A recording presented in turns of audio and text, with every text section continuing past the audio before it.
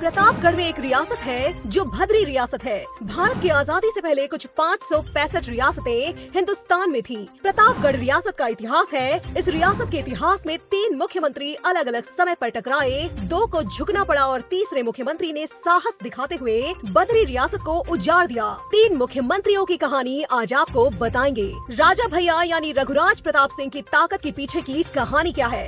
ऐसे कई बाहुबली नेता यूपी में पैदा हुए जिनको कभी न कभी सत्ता से समझौता करना ही पड़ा। रघुराज प्रताप सिंह कभी सत्ता के सामने क्यों नहीं झुके? उनमें ऐसा क्या है कि निर्दलीय विधायक की दुश्मनी हमेशा सत्ता के शीर्ष पर बैठे मुख्यमंत्रियों से होती रहती है? पहले ये कहानी जानने के लिए हमें चलना होगा आज से 75 साल पहले। कहानी उस वक्त की है जब देश आजाद नहीं हुआ था। आजादी से पहले देश में रियासतों का कल्चर था। उन्हीं रियासतों में से एक रियासत थी भद्री रियासत। धीरे धीरे सारी रियासतों की ताकत खत्म होती चली गई या फिर उनका विलय कर लिया गया। रघु प्रताप सिंह के पिता उदय प्रताप सिंह विरासत बचाने में सफल रहे, नाम भी और वर्चस्व भी। और यहीं से शुरू होती है राजा की रघुराज प्रताप सिंह बनने की दिलचस्प कहानी।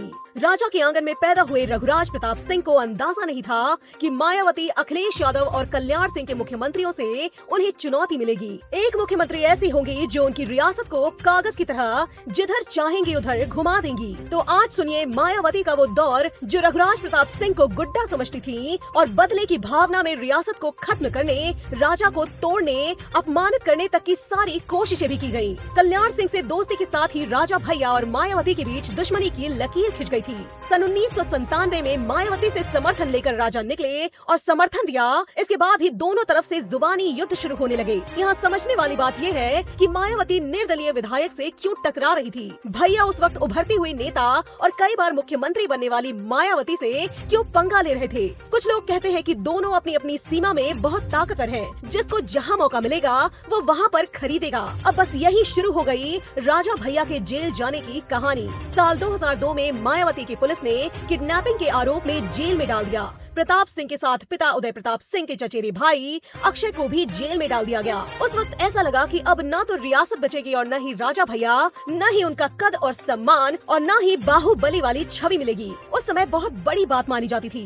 बद्री रियासत को हिलाने वाली मायावती को इस बात का आभास था कि जनता के प्रति सम्मान को कुचल देने से राजा का राज खत्म हो जाएगा। साल 2003 में जेल से बाहर आने के बाद दुश्मनी और बढ़ गई और दुश्मनी जातिगत होने लगी। जब राजा भैया ने ये तक कह दिया कि मायावती को छूकर अपने हाथ गंदे नहीं करना चाहता, वो खुद अपने कर्मों से खत्म हो जाएगी। साल 2007 के चुनाव में राजा भैया फिर चुनाव जीत गए। इधर मायावती मुख्यमंत्री बन गई। फिर 2007 में राजा भैया को चुनौतियों का सामना करना पड़ा।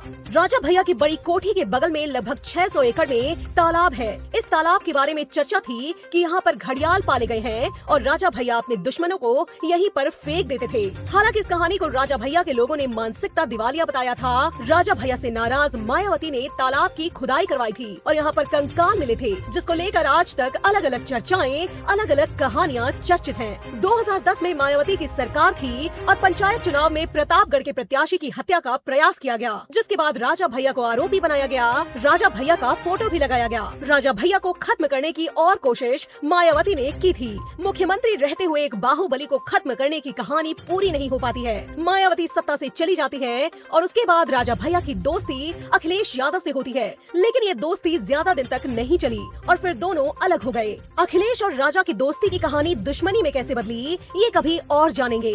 और इसी के साथ उम्मीद करती हूँ कि आज का ये वीडियो आपके जीवन में बहुत नॉलेज लेकर आएगा। और साथ ही अगर इस वीडियो से संबंधित कोई भी कमेंट हो तो कमेंट बॉक्स में कमेंट कीजिए और चैनल को सब्सक्राइब करना ना भूलें। धन्यवाद।